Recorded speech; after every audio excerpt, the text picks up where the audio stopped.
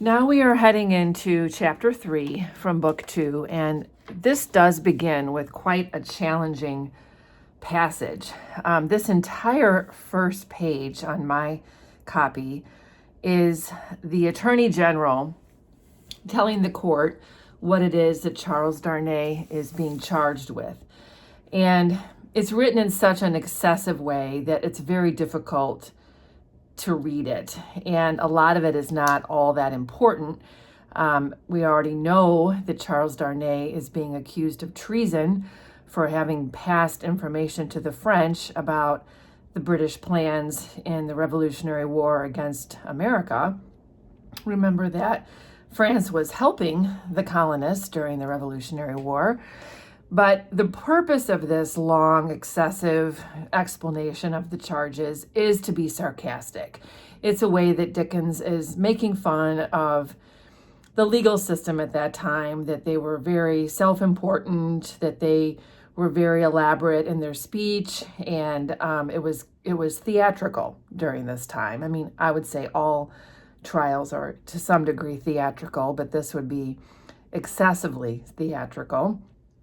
So what makes it difficult with this chapter is to have to start off reading such a long, sort of winded explanation, and then also have the stamina as a reader to pick up the important details, because quite a lot happens in this chapter, and there are several new characters. So let's just keep in mind, a lot of this does not have to be read thoroughly, but here is just the repetition again. The Attorney General is going to call 2 witnesses who are going to testify against Charles Darnay, and he's saying that coupled with documents of their discovery, that these 2 witnesses discovered, that would be produced, would show the prisoner to have been furnished with lists of His Majesty's forces and of their disposition and preparation both by sea and land, and would leave no doubt that he had habitually conveyed such information to a hostile power, meaning France, that these lists could not be proved to be in the prisoner's handwriting, but that it was all the same. So it doesn't matter that maybe it's not his handwriting. The point is that Charles Darnay was found to have these lists, and that's enough to convict him. So moving on to the next page for me. When the Attorney General ceased, a buzz arose in the court as if a cloud of great blue flies were swarming about the prisoner. So this is a simile describing just the reaction of all the people who are watching this trial. And they will come back to this reference to the blue flies again and again as just a metaphor for all these spectators.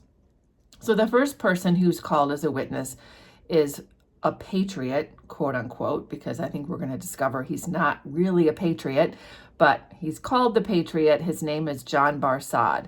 He is a gentleman, apparently, who's a property owner who has a lot of money, and he is the first person who's going to give evidence against Charles Darnay. We have another reference here.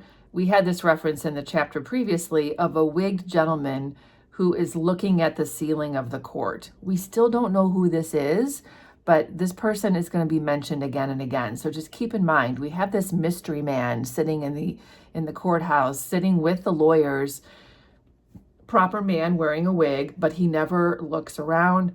He just stares at the ceiling. So the Attorney General asks John Barsad, has he ever been a spy himself? He says no. He asks where he gets his money. He said he inherited it.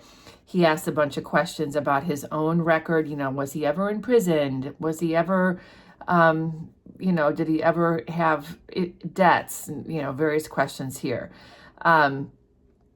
He says to him, was not this intimacy with the prisoner in reality a very slight one, forced upon the prisoner in coaches, inns, and packets? No. Sure, he saw the prisoner with these lists? Certain. So he's just establishing that John Barsad knows Charles Darnay well, and that he definitely saw the prisoner with these lists. And he's also asked John Barsad, you didn't get the list, did you? And he says no. Then the next person who is called is Charles Darnay's servant, whose name is Roger Cly. He swore his way through the case at a great rate. He had taken service with the prisoner in good faith and simplicity 4 years ago. He had asked the prisoner aboard the Calais packet if he wanted a handy fellow. So the Calais packet is the boat that goes between Calais and Dover. And the prisoner had engaged him. So Roger Clyde gets hired by Charles Darnay one of the times he's crossing back and forth between Dover and Calais. He had not asked the prisoner to take the handy fellow as an act of charity, never thought of such a thing. He began to have some suspicions of the prisoner and to keep an eye on him soon afterwards. In arranging his clothes while traveling, he had seen similar lists to these in the prisoner's pockets over and over again. He had seen the prisoner show these identical lists to French gentlemen at Calais. So Roger Clyde says that, in taking care of Charles Darnay's clothes and just various general service, he had seen lists like this in his pockets, and he had seen Charles Darnay give lists to French gentlemen. So he's comes across as very reliable as well. Then the Attorney General calls Mr. Lorry. So Mr. Lorry is established to be a clerk at Tellson's Bank, and he goes back to that day when Mr. Lorry traveled to France to get Dr. Manette. And he says, did he go from London to Dover by mail? So remember, this is where the book opened. Mr. Lorry is in that carriage on his way to Dover, and he's going to wait to meet Miss Manette there, and he's traveling with 2 other people. And the Attorney General is asking if one of those people was Charles Darnay. And Mr. Lorry says, they were both so wrapped up and the night was so dark and we were all so reserved, I cannot undertake to say that. And he says, Mr. Lorry, look again upon the prisoner. Supposing he wrapped himself up as those 2 passengers were, is there anything in his bulk and stature to render it unlikely that he was one of them? Well, no. What a ridiculous question. You will not swear, Mr. Lorry, that he was not one of them? No. So at least you say he may have been one of them? Well, of course, that's possible, except that I remember them both to have been, like myself, timorous of highwaymen, and the prisoner has not a timorous air. So then he says, do you ever see a counterfeit of timidity, Mr. Lorry? I certainly have seen that. Mr. Lorry, look once more upon the prisoner. Have you seen him to your certain knowledge before? I have. Okay, so this is interesting. Mr. Lorry cannot say that he saw him in the carriage on his way to Dover, but he does admit that he saw him when he and Miss Manette and Dr. Manette came back from France to London. He says, I was returning from France a few days afterwards, and at Calais the prisoner came on board the packet ship in which I returned and made the voyage with me. So he gets on board a little after midnight. This traveling is always in the middle of the night. In the dead of night, he was the only passenger who came on board at that hour. And he acknowledges that he was traveling, Mr. Lorry was traveling with 2 other people, a gentleman and a lady, and they are here. And of course, now we do know that Miss Manette and Dr. Manette are in the audience. And so after that, the Attorney General turns to Miss Manette and he says, look upon the prisoner. Have you seen the prisoner before? And she says, yes, sir. And she explains that it was on the ship just referred to on the same occasion. And he says, are you the young lady just now referred to? And she says, oh, most unhappily I am. So she's very distressed at having to testify against Charles Darnay.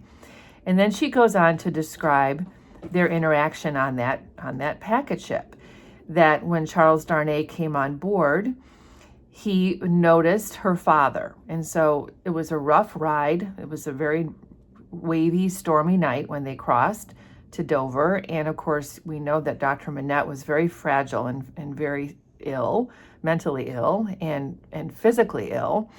And she said he was much fatigued, in a very weak state of health.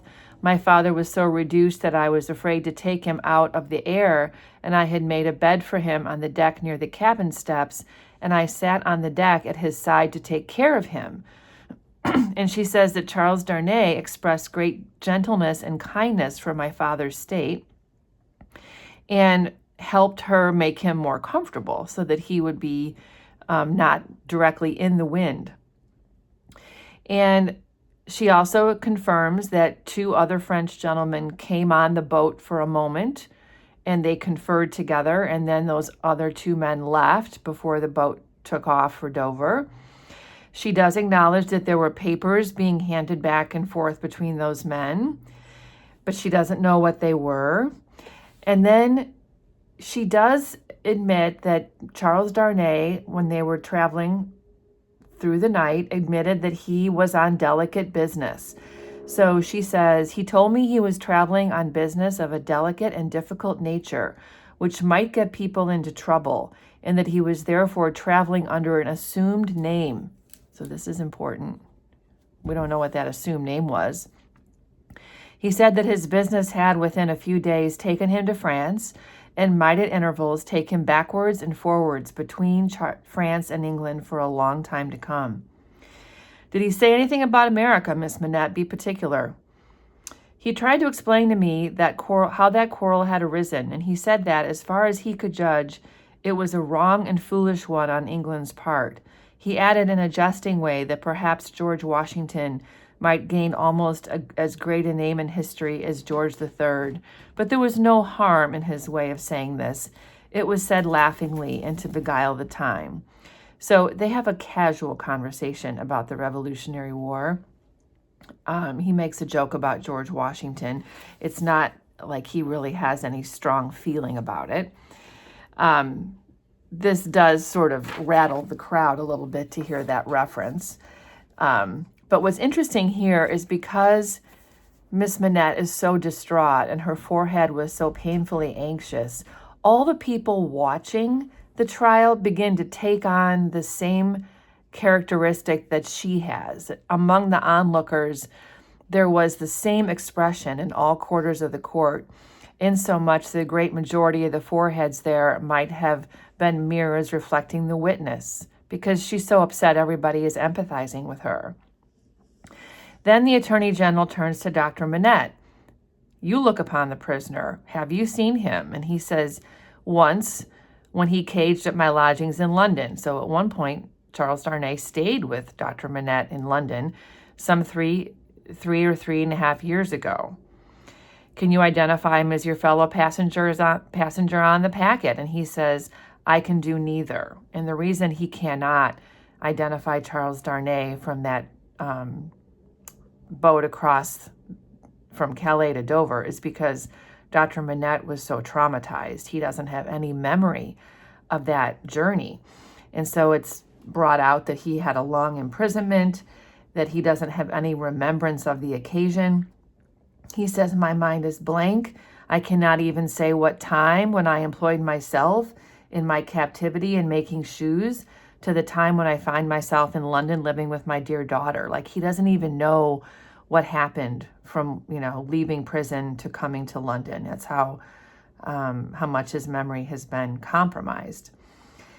And then after they all sit down, this is a little confusing here, I think. There's one other circumstance that arises in the case, and that is that the prisoner apparently went down with some fellow plotter in the Dover mail on that Friday night in November 5 years ago and got out of the mail in the night as a blind at a place where he did not remain, but from which he traveled back some dozen miles or more to a garrison and dockyard and there collected information.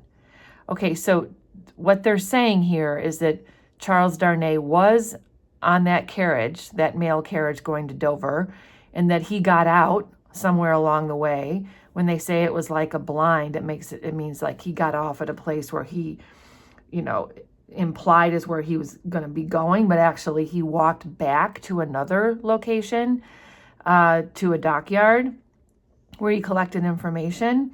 And there's a witness who is called to identify him as being at that place. And so we don't know who this other witness is. It never is told to us. It's just this witness. So this witness does say that he saw him in that dockyard town waiting for another person, the prisoner's counsel was had cross-examined this witness with no result. That means that Charles Darnay's lawyer tried to cross-examine the witness but really couldn't get anything from him. But then there's a reference again to the Whig gentleman who had all this time been looking at the ceiling of the court. He writes a word or two on a little piece of paper, folds it up, and tosses it to the prisoner's lawyer. So this is an important detail, and it's something that I think is easily missed. So this mystery man who's staring at the ceiling writes a note and gives it to the Charles Darnay's lawyer, who opens the piece of paper and then looks at great curiosity and attention at Charles Darnay. He changes his line of questioning towards this witness. He says, "You say again you are quite sure that it was the prisoner who was at that Dockyard Hotel?" And the witness says he was quite sure. And then Charles Darnay's lawyer says, "Did you ever see anybody very like the prisoner?" And the witness says, "No, not that he is that he could be mistaken." And then the lawyer says, "Well, look upon that gentleman, my learned friend there," pointing to him who had tossed the paper. So he points to this man who's been staring at the ceiling, and he says, "Don't they look very much alike? Doesn't he look like Charles Darnay? Are they very like each other?" Allowing for my learned friend's appearance being careless and slovenly, if not debauched, they were sufficiently like each other to surprise not only the witness, but everybody present when they were thus brought into comparison. So even though the man who's staring at the ceiling maybe isn't quite as well put together or proper as the prisoner is, they do look very much alike. My lord, being prayed to bid my learned friend lay aside his wig, and giving no very gracious consent, the likeness became much more remarkable. So the man staring at the ceiling takes his wig off, and they look even more alike. My lord inquired Mr. Stryver, the prisoner's counsel. So here is the name. This is a new character. The lawyer who's representing Charles Darnay, his name is Mr. Stryver. The man who's been staring at the ceiling is Mr. Carton. So these are two new characters. You want to I'll have this written at the end for you too, but these are two new people who will come up again and again. So as soon as there's this confusion, the case has been completely weakened. So what happens now is Mr. Stryver completely flips the narrative here.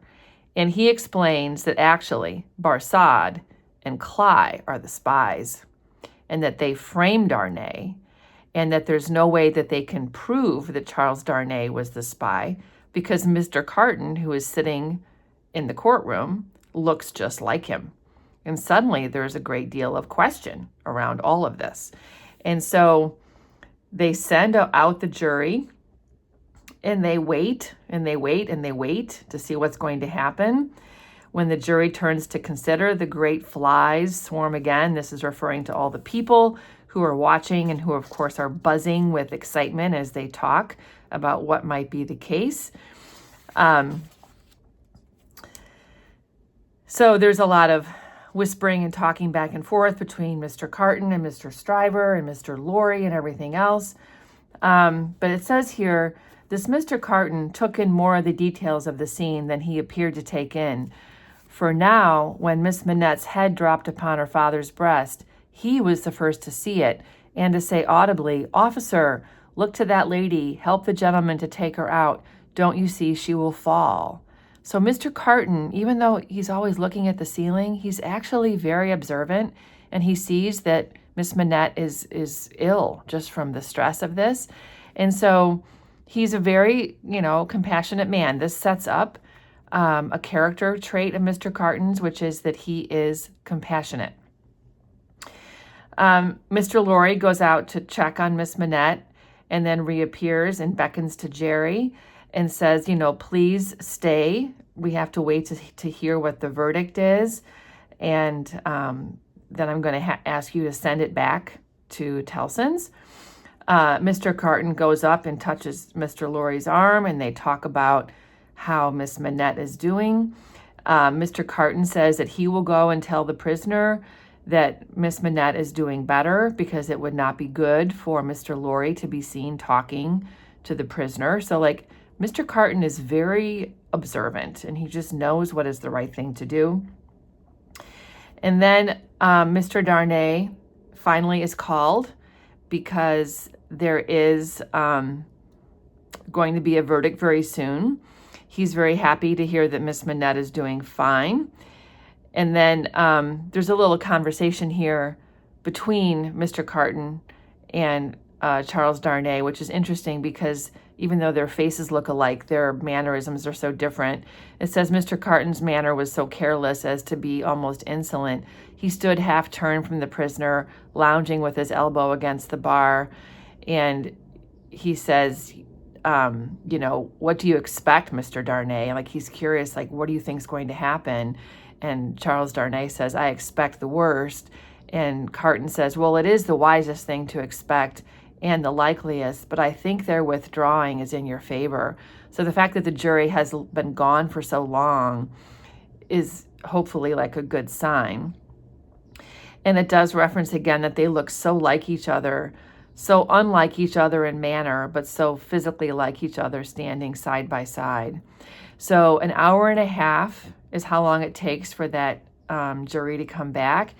And then finally, Mr. Lorry calls to Jerry and gives him a piece of paper, and he says, here's the note, take it back to Tellson's.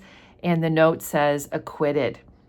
So Charles Darnay has been found not guilty of treason. And Jerry says, if you had sent the message recalled to life again, muttered Jerry as he turned, I should have known what you meant this time.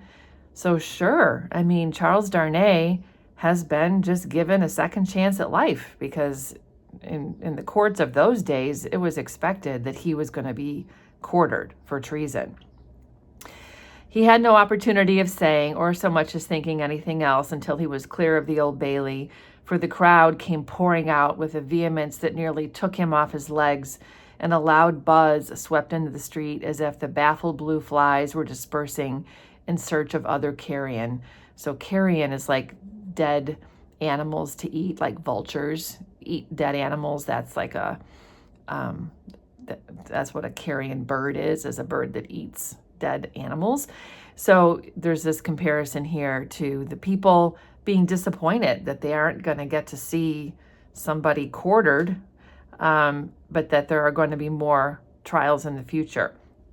So just a quick summary here. Charles Darnay is found not guilty because he looks like Mr. Carton, who is the lawyer's assistant.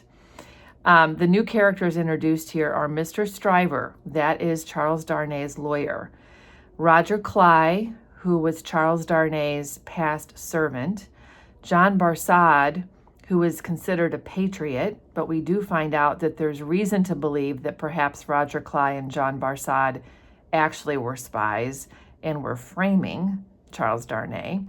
And then there's Mr. Carton, who is the assistant to Mr. Stryver, who kind of saves the day here. He realizes he looks like Charles Darnay and that he could cast some doubt about this trial, and that is exactly what he does.